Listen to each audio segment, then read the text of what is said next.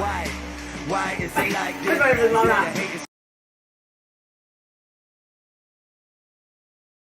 Might stand up, become righteous. Why is it like this? Instead of hate, it should be love we invite in. You don't agree. Okay, you probably couldn't hear us then. You can hear us now. Welcome to episode 26. 26. I like that number because 2 and 6 equal 8. Ooh, what do you like about the number 8? Life path number.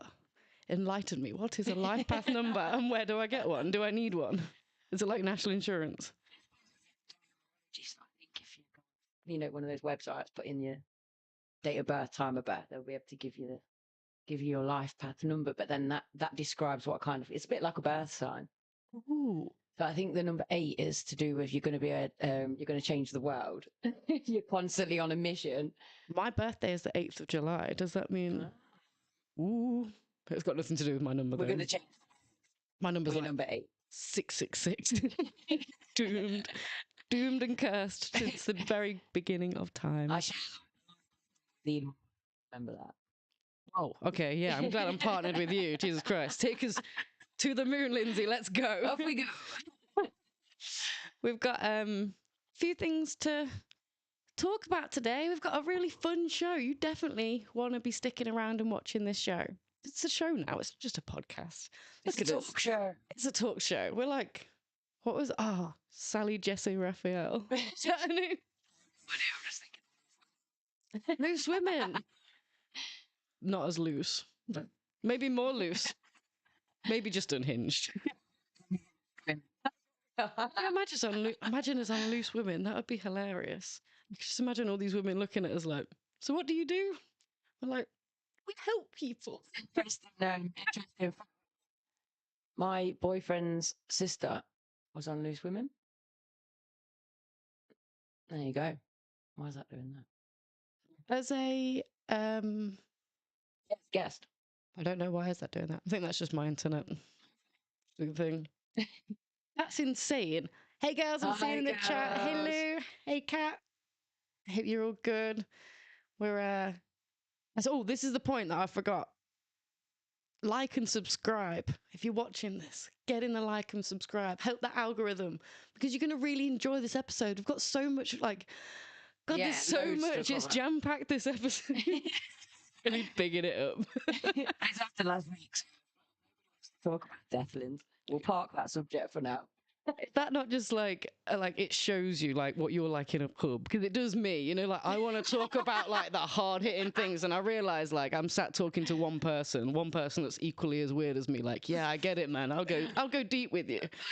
Read this like meme thing or whatever a couple of days ago, and I was laughing because it said something like, Is anyone else relating to this where I can't just say good morning? It's like, but how do you think the end of the world will quit? But the way it was written was really funny. And 100%. I hate small talk. It is like something that really stresses me out about going somewhere. The idea that like, like a function where like you have to have that same like, the weather. My brain goes blank. I don't know what to talk about. I'm the opposite. When it comes to small talk, I really enjoy knowing those constructs, but once those questions run out, then I'll go in with the hard stuff again. Then I go in with my hyper focus of the week type thing. Okay, so let's role play. I want to see how this goes. Right. Okay. So, and again, it's going to be difficult for you because I'm not a small talker. So, well, my main few questions would be: so, have you been on holiday this year? What do you think of the weather? It's a bit grim, isn't it? Seasonal depression is a thing. Yeah, I relate. How's work been? Yeah, it's been really good. What about you? Yeah. The family good? Yeah, my family are okay. I've not really spoke to a few of them in a while, but you've just reminded me I should message them. What about your family?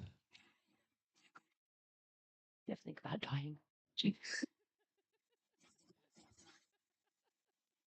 I hope you actually do jump that quickly into it. I know what you mean, though. I literally, and I'll hear something in their voice, where I can hear that they're talking about something, and I'll be like, you just mentioned? And I'd be like, oh, socialism. And I can instantly see them like, no. And I'm like, I'm sorry. But the people that respond and they're like, yes, this is the conversation I want. I love you and you're my best friends. Yeah, the whole saying vibe attracts your tribe. I've stuck by that because although my vibe attracts some absolute weirdos as well, not in a good sense, it attracts some weirdos in a very good sense and in a very bad sense. So it's like just learning to filter through the two extremes. 100%. I realised there's so much advice like that when I was at school that I would have really benefited from. That just kind of like, I don't know. See, and I love that I've like got that. I've made a game today that I'm so proud of, and I'm doing it tomorrow with my students. So Can we play it? well, I've not brought the stuff, but we could play it. Shall I bring it play? next Yes, week? yes, I want Do to you play. want to? Yes. Please. No, I don't want to know. I've come up with 15 statements, and it's things like you've had a couple of drinks and then you chose to drive your car. Do you crash? And then like you're moving a large amount of marijuana for a friend. Do you get robbed?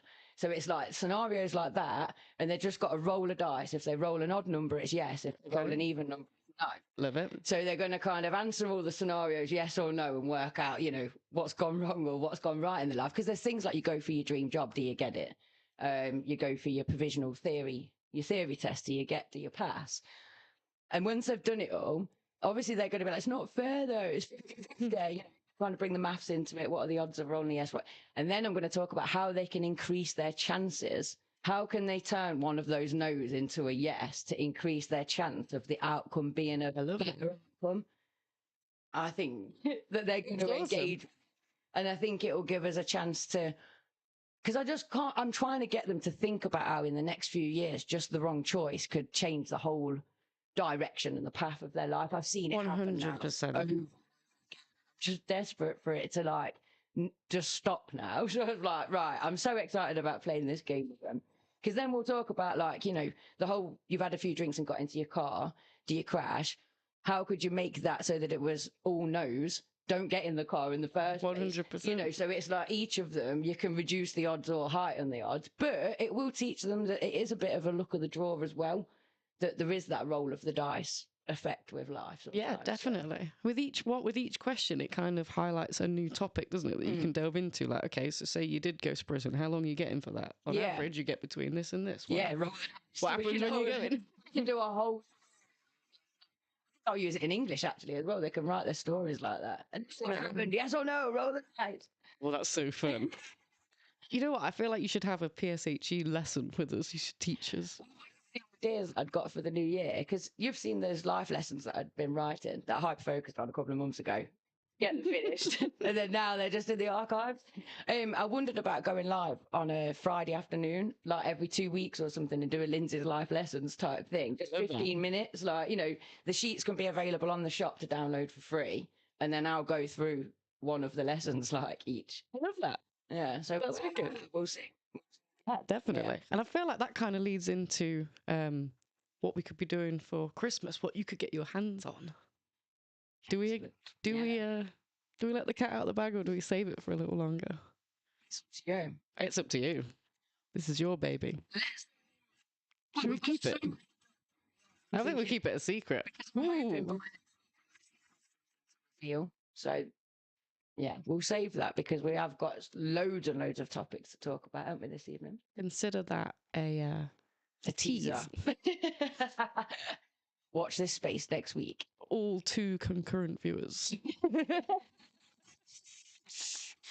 I mean, the hundred thousands of you out there watching. But yeah, we are growing steadily. It's quite a fun thing to watch. When we first started doing this, my expectations of doing a podcast was like, I don't know what to expect. Like, I don't even think I can get my friends to watch. I didn't even know what a podcast was. I'd never listened to a podcast in my life when you first approached me about doing one. I realised podcast fan. Now I'm a huge podcast. Audio podcasts. I've never see, I'm an audio. listened to one.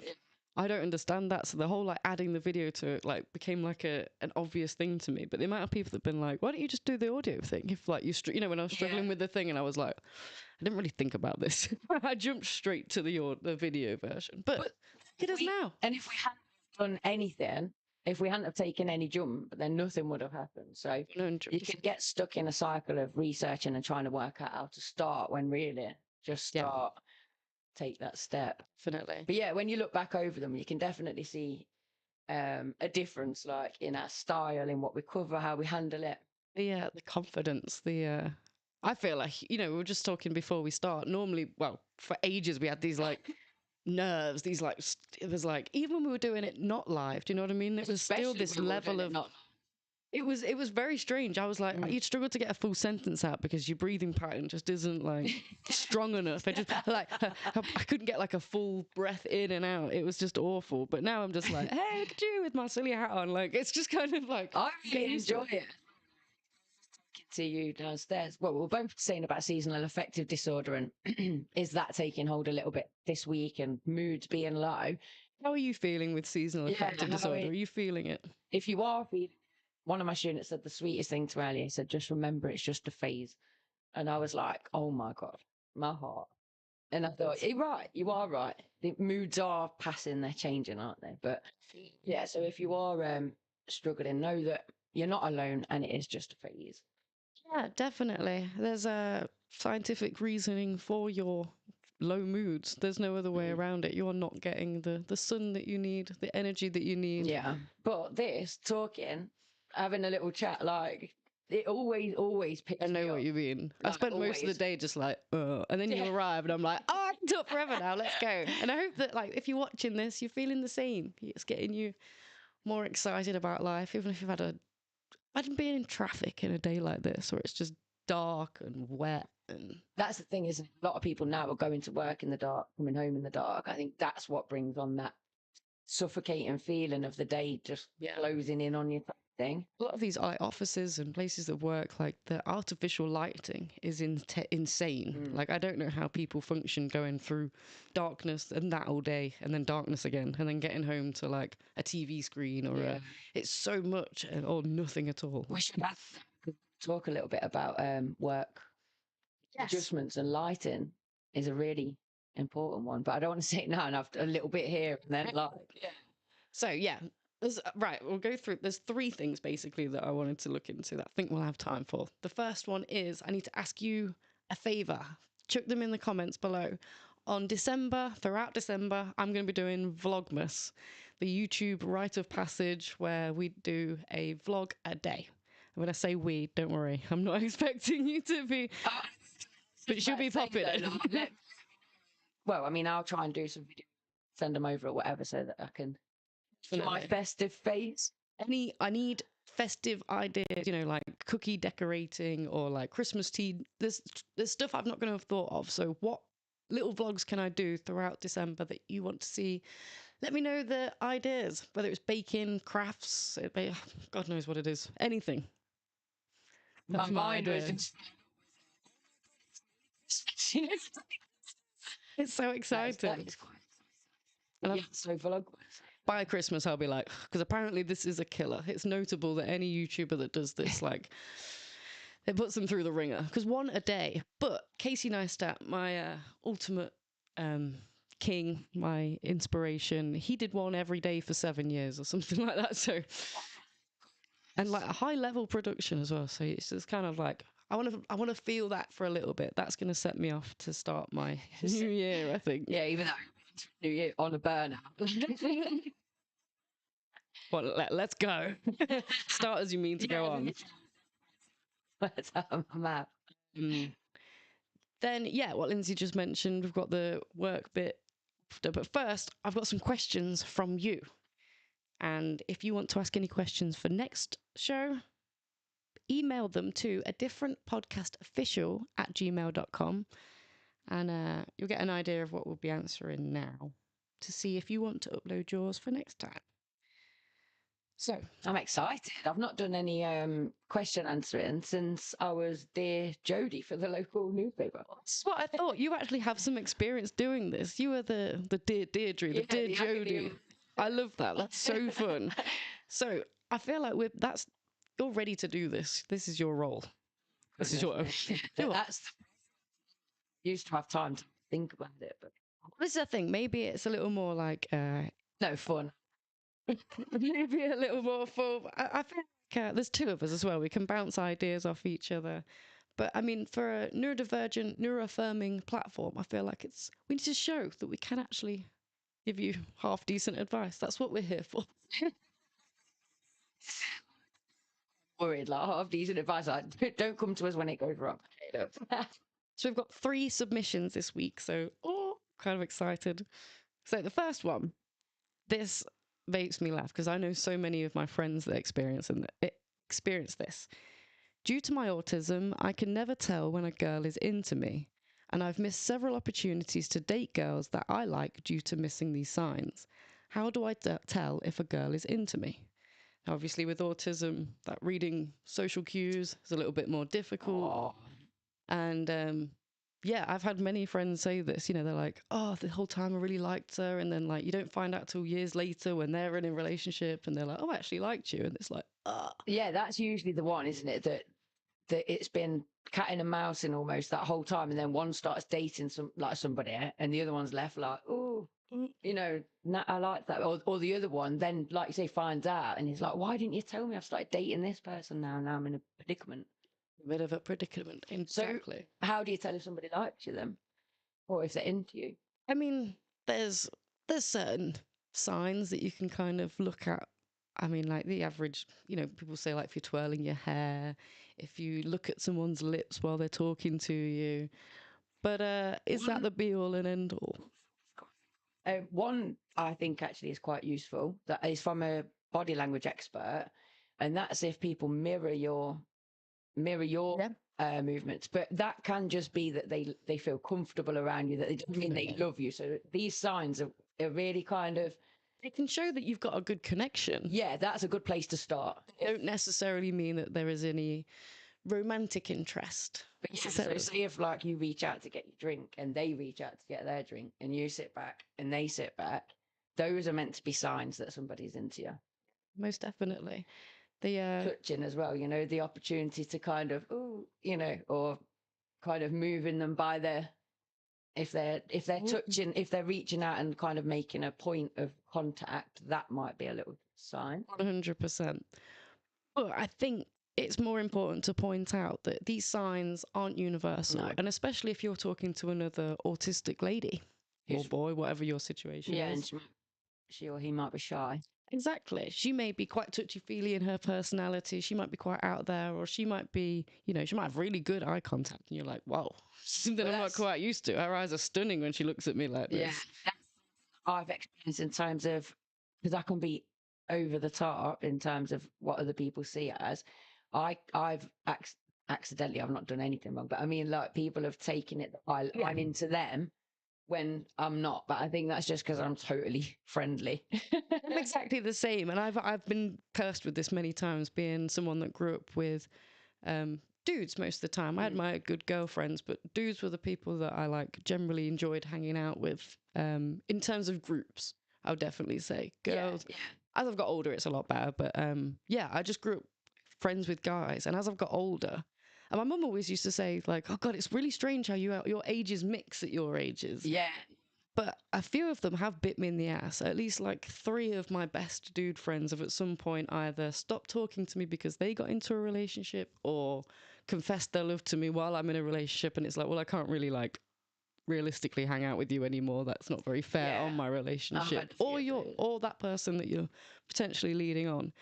So yeah, you know, co-ed relationships just as friends do exist, so try not to overestimate or underestimate, I suppose, the signs. I think the only thing really that you can ever do is ask the question, because even from what I gather, even people that aren't neurodivergent, from studying these life forms from a distance, people that apparently don't have words But These ones that thrive in life.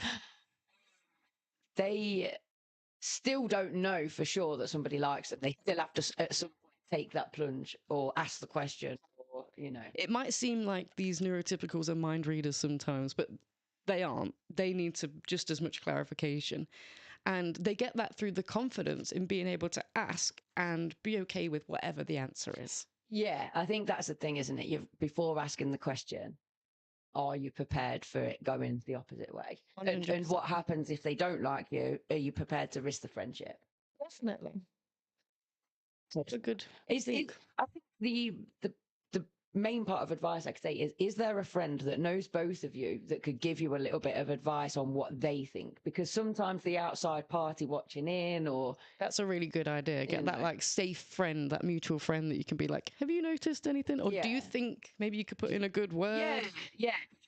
Ask them almost kind of on the form if they're interested like that, or if it's just a friendship. That's the answer. Be proactive. Don't wait to see if someone likes you for you to then initiate something. Yeah. Tell someone that you like them if you do like them. You might be initiating something that they may have never dared do. And look at your love and life thrive. Yeah. We've had some comments in the chat. Yo, Jason Sweeney, what's up? Jason. 2 gay friends fall in love with me and go straight. So wait. So they would be male? Yeah. So Kat's had a lot of male friends growing up, because we've had this conversation about different friends falling in love with us. So I'm just trying, because she's had a lot of friends falling in love with her as well. I think that maybe that's the trouble of having male friends. If you're friends with them for a long time, they might end up turning them straight. Though I mean, that's just. Did they go ahead straight relationships, Kat, or were they just prepared to be straight for you? I was going to say, yeah, because I was going to say, if you have some form of conversion therapy you've got built into you, like what?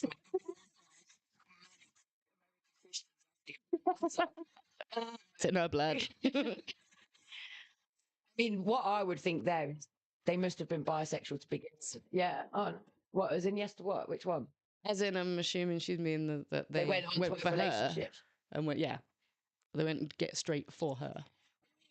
That is, again, well, with the universe, that the right people come into your life at the right time to give you those lessons. So those guys thought they were gay, met you, realised they weren't. Oh, I swing both ways. Look at me. Or maybe, you know what, Kat? You are stunning. Maybe it is just you. Breathtakingly you. The opposite version of that is one of my male friends used to purposely go to gay bars to pull women and play them the sob story. They'd pretend they were gay. Oh my God. And play them a sob story. So manipulative. Yeah, so manipulative. Oh my God. This is the trouble with being friends with men. I've heard too much. You've told me too much. I know. You've made me a part of your dirty games for too long. Too aware. Yeah. Even word of it I've had literally so many best friends like, and then I told her this, and I'm like, then I'm being told the same thing by another guy. Like, Oh, that's so I've funny. heard of this. Just like having to pretend you're hearing it for the first time. Right. Shall we move on to the second question? So yeah, advice for that guy: don't wait to find out.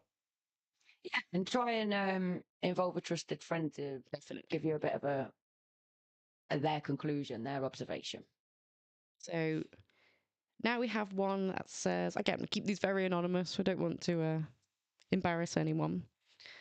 My daughter left primary school before summer and has started her new school this September. Since starting, she has been struggling to pay attention in class. She's moody all the time, and now she says she's poorly every morning and doesn't want to go to school. She's completely changed. What do I do? I mean, I think that's really clear that something's going on that's at school. Yeah, definitely. The fact you're a parent that's noticed a change in her rather than, plenty of parents wouldn't notice this. Open those communication lines. That's the avenue to go down there. It must be really difficult because you're seeing your baby grow up and then all of a sudden, like, she's talking back to you. She's like in a way that you're like, what? And it's so easy, I'm sure, to blame it on these like older kids that she's now in a school with, and like the struggling to concentrate, the being poorly in the morning. There's a good chance, you might be thinking she's faking being poorly. The physiological symptoms that can come from the stress of having to go to school as a kid can be very real. But the only way to get better at that, I'd say, is to figure out the needs. What could be altered, and then encouraging your kid to go to school. What are the positives of going to school? I'd maybe as well get in touch with the school, ask to speak to her main teachers, and see if you can pinpoint if it's a specific class, is it a student? Because it could just be that change from primary to high school is so huge. You know, it could be a combination of, like you say, the stress of moving from classroom to classroom, of having different teachers for different subjects, the expectations suddenly getting a lot bigger. You're not a child in primary anymore. You're a grown up now in high school. So yeah, I think it's important to try and get an idea, especially because kids tend to think that if you're trying to talk to them, they must have done something wrong. So they're very like suspicious of adult going, just tell me what's wrong, or you won't be in any trouble, I promise. They're like, oh, you're lying, you know. That's really interesting. I never thought about it from that. You must have quite a good insight from the teaching aspect. Definitely being the tutor, sometimes you feel guilty because the parents wish that they could get what you get out of the kid, but it's because I'm not their parent that I get what I get out of their kid. Right. Okay. So it's like really, really hard. I mean, that's probably a good shout, actually. Could you employ like somebody else, like a mentor, to so I'm a private tutor and mentor, so I go to people's houses after school hours. Could you have a look, see if there's somebody that specializes in anxiety, or just that low level kind of child therapy, nothing like serious. And because a lot of tutors, what they do is they'll have games, and so you sit there and you're kind of playing a game with the kid and you're getting to know them, and you just develop a sisterly type bond, and then they feel like they've got somebody they can talk to. So that might be another therapeutic relationship, isn't it? It's just that bond, that connection. The stronger that it is, the better the dialogue, the communication will be. And you know, what is it, exists in the dark cannot survive in the light. As long as it's talked about, if it's And this is the thing, it depends what the problem is as to what the solutions are. Because if it's bullying, that's a completely different thing to if it is anxiety over going to school, because you know those things are going to be tackled completely different. So I think the first place to start is try and pinpoint what the problem is, or the area. And not I think it can be hard to, I guess maybe I'm coming from personal experience. My mum would be very focused on tell me why you're pretending to be sick. Tell me that bit, where it's not, I'm not pretending to be sick. I am poorly. I am literally having these symptoms because of the underlying anxiety of, I'm no good at any of this all day long, unless I'm in an art class. Like, just don't make me go. Like, art days, I'm there, not poorly at all. But yeah, I remember just being like, I don't want to go, it's not worth it. It was just, I'm being there throughout the day being like, this is long, this is just... Can't wait to get home. And that's what I mean about the adult. Even if it's not intentional, they tend to sound accusatory towards the kid. The kid tends to shut down because they automatically think, oh my God, I'm doing something wrong. They perhaps know they're pulling a fast one, doing the sickie in the first place. So any joking around that, you're going to get that reaction of anger or crying, or, you know, those explosive, you're getting too close to the truth kind of reactions, but persist. And the other thing as well about opening communication lines with kids is to make it fun.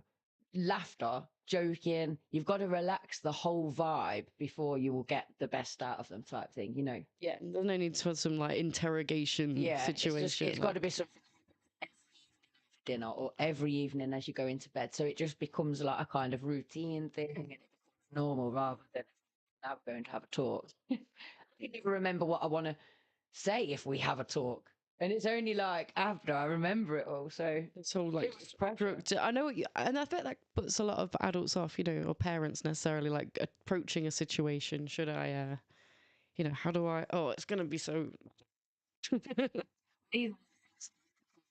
Lindsay's lessons. Can't wait for Lindsay's lessons.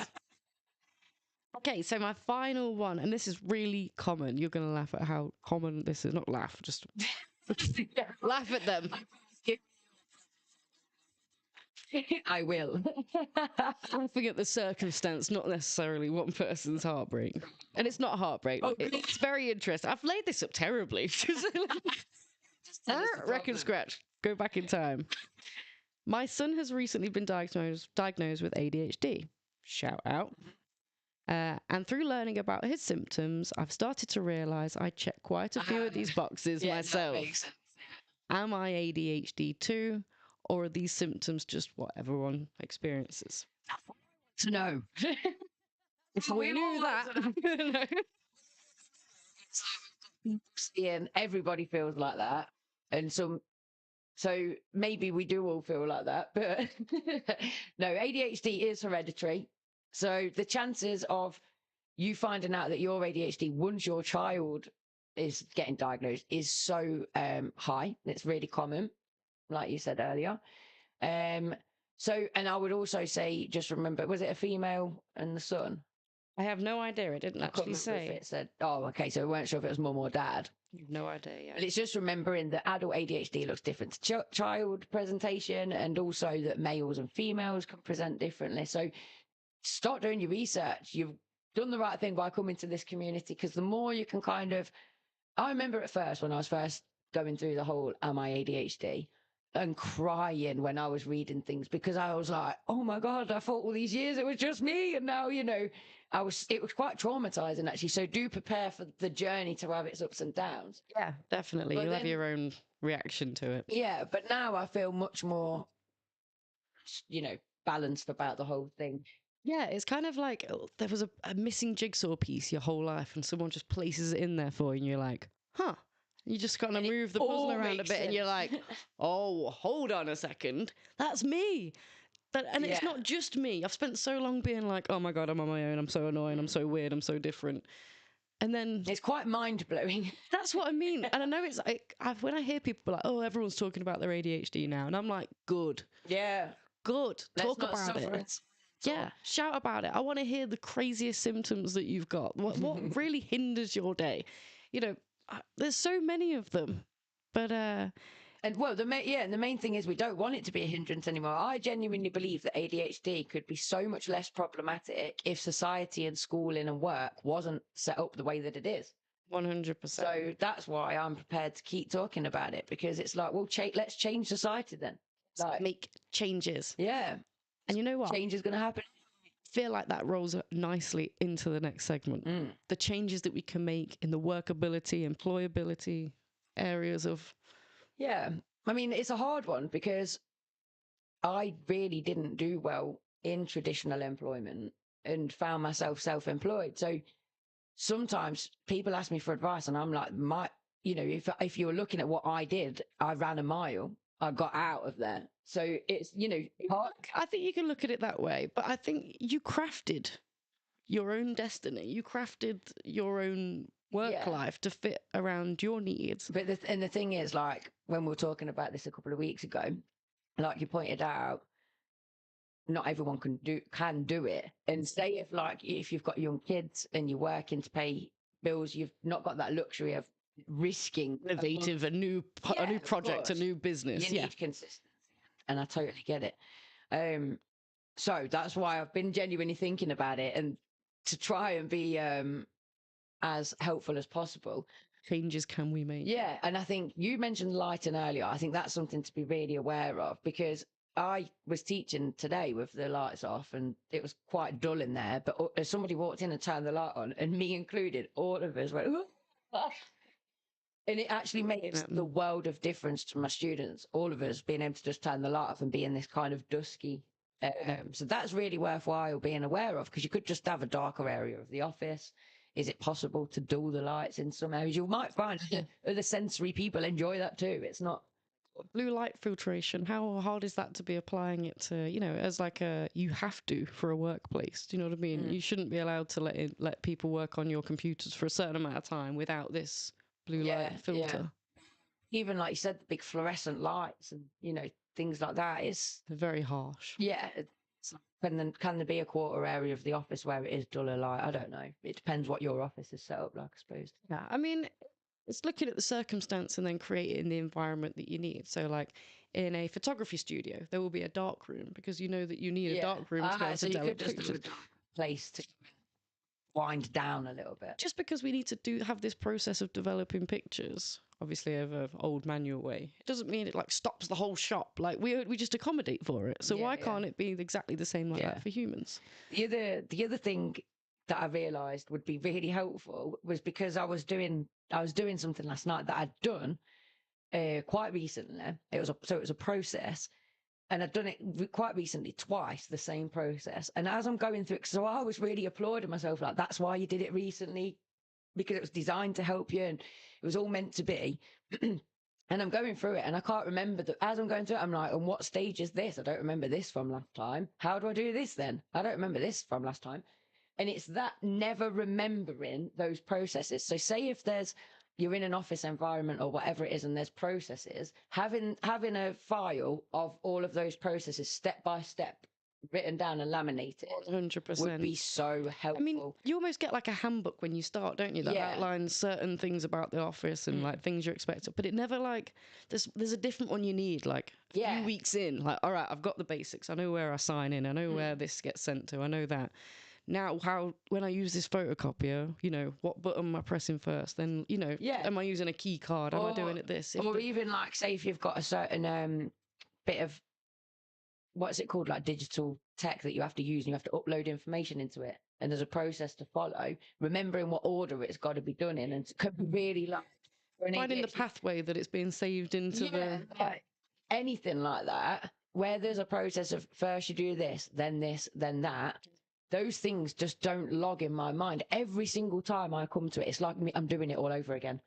Know exactly what you mean. And it's a massive stressor that could be eliminated with like a constant card that explains first this step, then that step, then that step. But it's something that you wouldn't want to ask for because you'd feel like an idiot.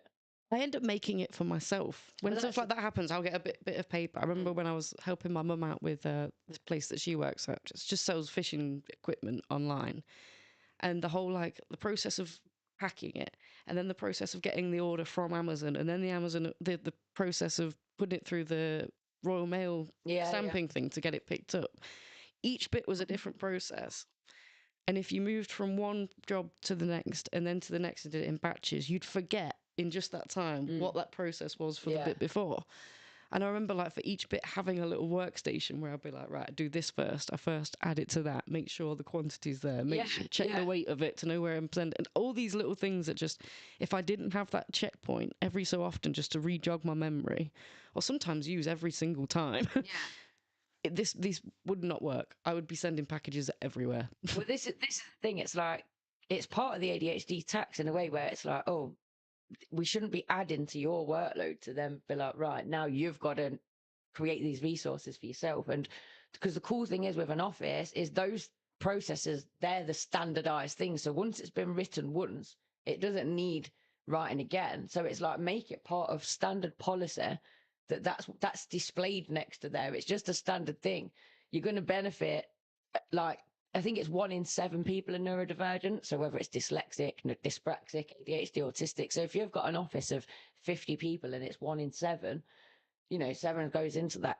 It just makes sense to increase productivity, doesn't it, surely? Yeah. So it's like you're going to be helping 7 people just by doing that and subtly kind of thing. It doesn't need to be a big thing. The same is with analog clocks can be harder for people to read, to put a digital clock next to it, have a big visual clock to keep you kind of, so you can constantly be looking up at the clock and reminding yourself.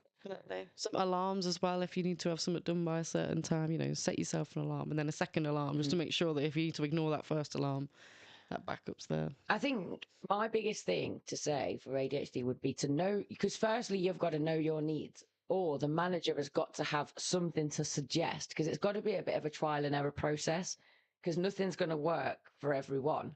You can be like, we already have 4 ADHDers in the back there. Just go and join them. You'll be fine. It's like, this isn't a one fits all. Yeah. But also the manager's got to be aware that the ADHD person may not know how they need supporting yet. Yeah. So it's kind of like, let's try this, see if it works, and you've just got to have the open dialogue, because I think my rejection sensitivity in the workplace, not knowing if somebody's being purposefully abrupt or, take it like, was my work good enough? Is that a hidden dig? Is there hint there, am I going to lose my job? Lindsay can have a word. Oh my God, I'm being sacked.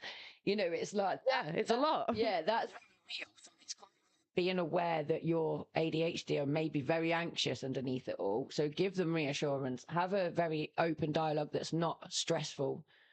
So that they can come to you and say, this isn't working, can we try something else? Yeah, definitely. Or so that if it isn't, because the other thing is people talk about, let them have a half an hour buffer of being late or whatever. That's not going to work, because then I'd be later than the half an hour buffer. And then, do you see? It's almost like, give me that, but don't tell me I've got that. That would probably work better. Yeah, that's best thing I found that works is however late you are, you just add it on at the end of the day, because you know then that you're going to do that and you're not like stressed. So for whatever reason that's made you run behind, instead of then adding to the trauma of, oh my God, and now my manager's going to be angry at me, and the manager waiting for you to walk through the door, like, you know, giving it that. Almost makes you later, doesn't it? Because you're starting the day on such a mad, like, you're like, I've done it again, like you already like calling ill. Oh no, I've left that too late now. Yeah. So when I've had nicer, like my manager now, she knows if I'm late, I'll hang on or whatever. It's give and take. But I can go like 2-3 weeks without being late. But then I'll have like 2 or 3 days that same where it'll keep going wrong. But it's just my cycles, and she understands. That just shows that it's something that you are struggling with. The fact that it's not just one day here and one day here when you feel like it, and she went out that night, so she's going to be late the morning after. Yeah. You can see that it's a period of, I can do this, a little bit of struggle, another period, and then maybe a little bit more of a struggle. It's just and it's hard, because I get it that other people are like, well, they're being let off or having it lenient. But again, it comes down to equity. Do you need that adjustment as well? If you do talk to your boss, it's like, exactly. It's not that we're trying to get out of things. We're just trying to lessen the load. I hear a common complaint is like, well, then how do you make a business run? If I want to, contact customer service by 8:30, how do I do that if none of you turn up to 11? It's like, whoa, what do you mean all of us? Yeah. Only, a few minutes ago, none of us had ADHD. Now we've understood it's 7 of us in this company. Now suddenly we've all got it. No, just a few of us start later. The rest of you that are happy to do and go home earlier. And plus, you get some ADHDers that are really early risers, so they'll be there at the crack. And you get some ADHDers that are super, super early all the time, because their trauma, bless them, is like made them do that. So you still wouldn't have a case of everyone being there late, because not every ADHD is the same. If you just think about it as a business owner, you can either sack this person that has good ideas but not necessarily in the hours that you need them to, or hire them a little bit later so it carries on to the evening, and wait till their 5 o'clock ideas come about. They start pinging, I could do this and this and this, because I do it every time. I'll get home from work, I'm tired, I'm just like, and then my ideas come, and then this happens, and I'm like, you're wasting me. Or what I thought you were going to say was, you can either hire the person that's going to have the great ideas but not necessarily in those times, or hire the person that's there in those times but just sits there. For reason,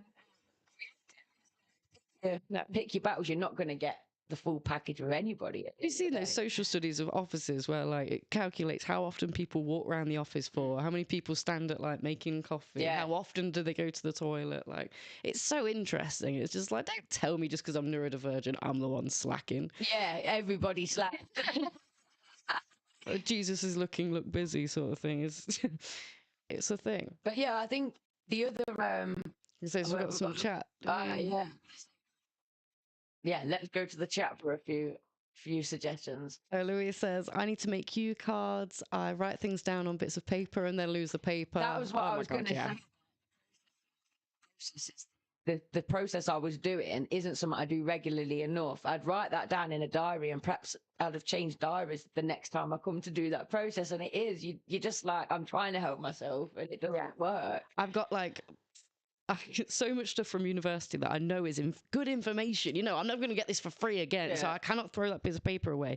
But there's so much of it. Yeah. There's just drawers and drawers and drawers, and in between that is crap. Yeah. And I can't go through it. That's just a mountain of work. But I know what you mean. There's gold in there. I'm telling you, it's real good. Some of the best poetry and all sorts, but it's just been forgotten about. One day we'll get to it. The other one as well. I don't know if you can see it or not. Yeah, it'd be so much more helpful if if management, took the time to understand the individual rather than expecting everyone to conform to the same rules. And this is the thing. The whole of society just needs to just relax.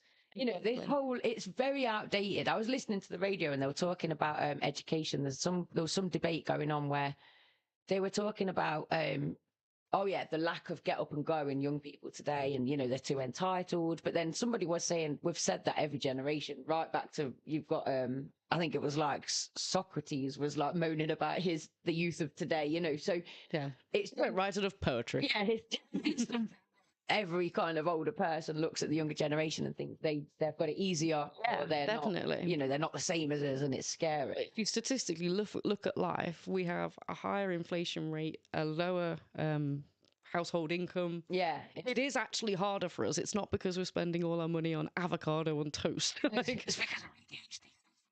Because we're blaming it on being ADHD. You know what, though? I will blame it on that. That ADHD tax is killing me. There's one thing I wanted to ask, though, and it's always made me laugh, even as an adult, even when I am genuinely ill, how do you call in ill? I only ever called in. So when I was working in the schools traditionally, I'd only ever call in ill if there was an answer phone service, or I'd leave my message on the answer and then hang up. Is that what you mean? How do I physically do it? Not like, how do you do it? I mean, like, without feeling like a liar. I've gone through so much history of like pretending and lying and whatever, that now, as an adult, calling in sick to another adult, the amount of times I can't I just give the phone to my mum? And it's you're in your 30s. It's so, like, I do it you have to do this, like, hello, hello, hello. The thing is, I remember pulling sick, but when I've been ill and not, and every time I'm crippled with guilt the whole day anyway, and anxiety about getting up the next morning, so it doesn't solve a thing. Spend the whole day being like, I probably could have been at work right now. I'm not actually that bad now. I've got over that initial morning. Thing about when people, going back to the workplace ADHD and helpful, is lose the attitude of, I don't believe in ADHD. If you don't believe in ADHD or whatever, you've got any opinion on it, I don't care. I don't want to discuss it with you. Yeah, no, I know what you mean. Well, in fact, I don't care in the sense that you can have that opinion, but it's like, but my passion clearly is opposite, so that's fine. We're just going to have to, but if you don't believe in it, what I don't need is for you to come and tell me that, because I am ADHD every single moment of every single day. My life has, like, you know, in some respects, in some areas, been ruined over it. So if you don't believe in it, that's fine, but don't come and tell me that. You not believe, I'm not Tinkerbell, you not believing it won't stop my existence. Yeah, it's very rude. Yeah, you vocalizing that your opinion over actual fact is actually harming me. Yeah, so it's just, you know, just keep that to yourself. If you don't believe in it, fine, but don't get telling the person who's suffering, because, you know, it's just not on. Yeah, Mark. Saying a white man's name. And that's the thing. It's like, I think in general we need to really shake up the rules across the board. Revolution. I'm calling for it. I'm here for it. Definitely. I'm ready.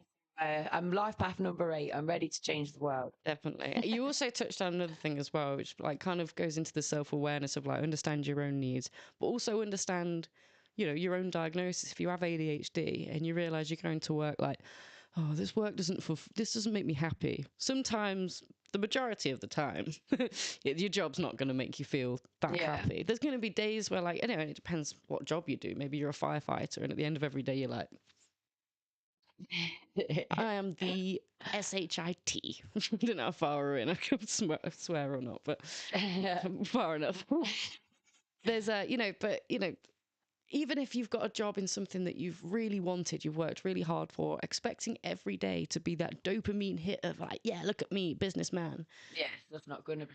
Yeah, it's not. And work is work. Well, the thing is, if you do go into that self-employment, you will get more of the dopamine hit, but the stress levels that come with it's horrendous. So it's certainly not. If you're disciplined, struggled in a structured office, or like, you know, working for someone, trying to do that on your own and, you know, you've got to motivate yourself.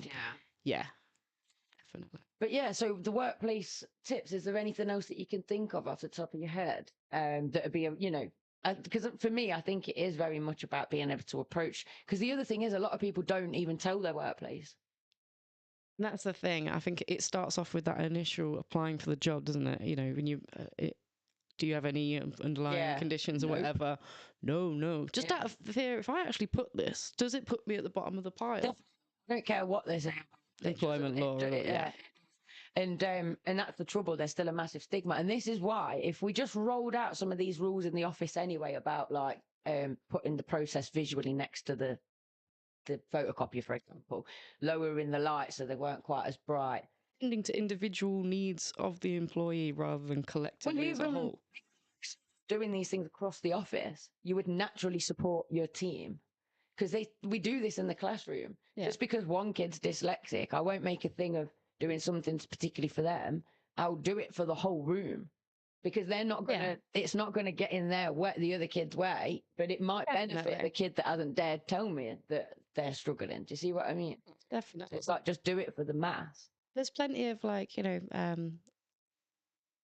again, minority that I don't want to prey on, don't want to get rid of their benefits, but like single mums for generations now, single mums have been going to work and negotiating with their bosses their work hours and what they need to be able to get home to look after their kids. They might not be neurodivergent, they literally just have children and need to be able to, and that's just one aspect of, we can see how that can happen. Flexibility. So why not in other ways? And people say like, oh, what, everyone needs to have like an individual meeting every time. Well, I think people do have reviews. Employment reviews. I think that already happens anyway. And normally everyone I've been in, you kind of sit there and they ask you a few questions. You're like, just ready to get out of it. Anyway. Exactly. And never once in them in those things was I asked, how's your mental health doing during this job? Is there any way we can support you? Things like this when and again, maybe they'd asked that in the past, but it was like, I'm not saying I need to come in early or I need to come in later. That's going to make me lose my job. But really, have that discussion. You don't have to be like, I demand because I'm autistic or because I'm ADHD, I need to start at 11. No, just, look, I know this is a little bit unorthodox. Can I, pick your brain a little about possibly starting later, what that would mean for the company? This whole topic of the workplace, I mean, the reason that we've brought it up is because one of our lovely viewers, Victoria, requested, shout out Victoria, that we do that for the workplace, and we are in the background making plans, and next year going to focus a little bit more on producing something that's on YouTube, that's a video, that's a work training video type thing. And hopefully a little package that goes with it that we can start going into workplaces and saying, look, you could make these 5 adjustments that nobody needs to even know you've made those adjustments, but it's going to benefit 1 in 7 of your staff or whatever, something like that. Yeah.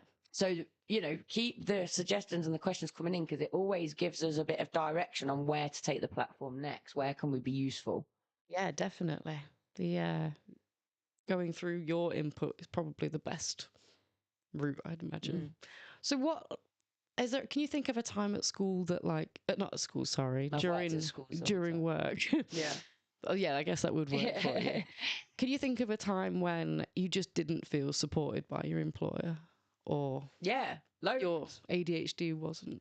But the thing is, I didn't know that I was ADHD, so there was certainly never me saying, I'm ADHD, can you help me? But I mean, even when you were just saying about does your employer ever ask about your mental health in general type thing, I was thinking, well, there was once when I was working at a big college in this local area, and they suspected that I was starting to struggle. Now, bear in mind, I'd lost a lot of weight. My hair was starting to fall out. Like, the role I was doing was horrendous. It was a brand new role that I'd been taken on for. I was the first ever person to do that role, and the workload was huge. So they pulled me into a meeting with a mental health nurse, and the mental health nurse was like, playing it as that whatever reason she was talking to me. But then as I started explaining all the things I was expected to do, I ended up crying my eyes out, and really it was like a 2-hour meeting. And at the end of it, she was like, I'll level with you. The reason we're having this meeting, they want to know if you're at risk of going off on the sick. So they were basically working out trying to work out your moves like it's chess rather than... If this wasn't anything to do with my mental health in terms of my best intentions, it was their best intentions at heart. Was I a risk of going to the doctors and the doctors signing me off and them having to pay my wage whilst I was at home? That's all they were worried about. And she was like, from what you've told me, I'm going to go back and say that this role is at least 4 people's work, that this is not your problem. If they're seeing any changes, they need to do something. And she was like, and what I think is you'll leave, you won't go off on the sick, you'll get a new job. And I was like, and so within a few months I had left. It was kind of like the push that I needed. But yeah, so that's just one example where it was, you just thought, I literally just feel like a statistic. It's really hard, isn't it? And it feels really lonely. I think it's one of them areas where you don't have your immediate friend to talk to or a family member. You're at work and you're expected to be individually, you know, pulling your own weight. And it can be a lot of pressure when, you know, it's, oh, this is your job role. Well, this person's in a similar job role. They can handle it. And it's like, can they? Or are you just like giving them, you know, a more charitable analysis? Yeah. They were developing it as it was going. By the time I did leave that post, there were 6 people in my office all doing the same job. So imagine thinking that was one person's job to begin with. I suppose they just didn't know, but they're doing. But one of my managers actually told me to carry on working my magic when I went to complain, and I was literally like at the end of my tether, and she was like, "You just need to keep working your magic," and it's like, this isn't magic, but it's because I was so my soul I'm selling. I was.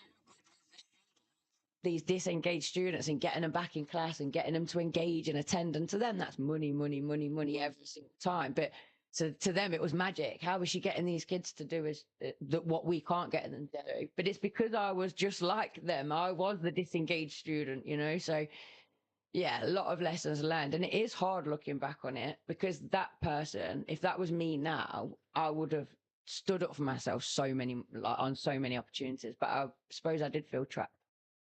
Yeah, it's again, it's your lifeline. It's what you need to be able to pay for all the things that keep you alive and well and fed and warm. Capitalism. We're getting literally so proud. These kids were kind of almost bullying another one of the kids because he hadn't got crease protectors in his creps, like as in so God forbid that, you know, when you walk in your trainers and they crease across there, that's not allowed anymore. That's seen as you've got creases in your trainers. So that's what they were ripping him about. Because not every pair of shoe I've got. So if you've got enough money to afford the good trainers, you best hope that they then don't start checking for creases, because that's what they were trying to take the mickey out of him on. And I just spun around and I went, I was like, you don't buy your trainers, your mum does. So big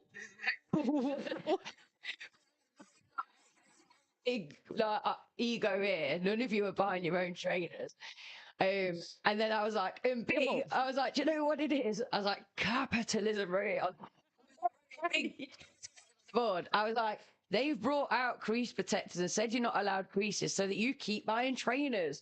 I was like, do you not get it? Like, you're the idiot here, not them. Like, the brown mask is on you now. You're being told you need a new pair of trainers now, because when you've worn them and done what you were meant to do wearing them, after 3 days, they've got a crease. Oh, God, honestly, don't.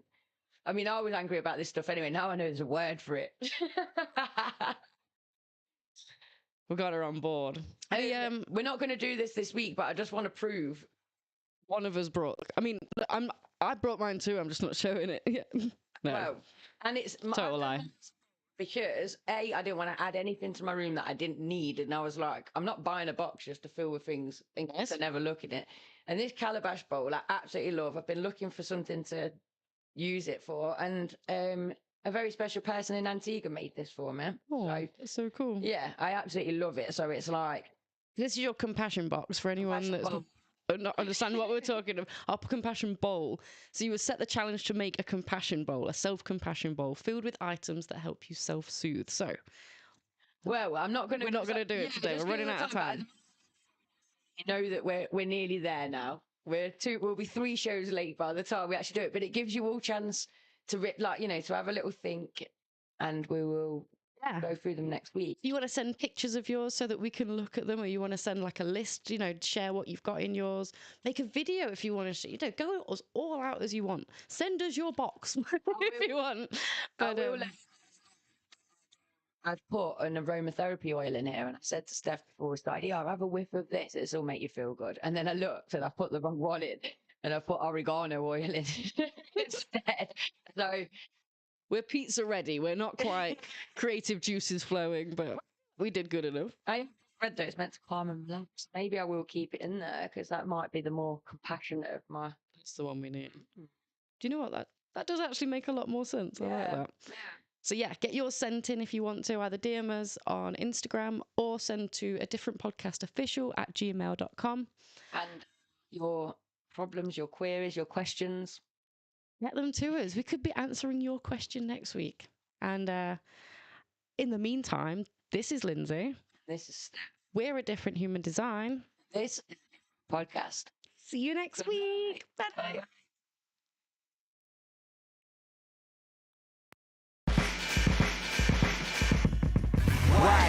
Why is it like this? Instead of hate, it should be love, we invite it. You don't agree, then you're the problem, now we're fighting. Open up your mind, stand up, become righteous.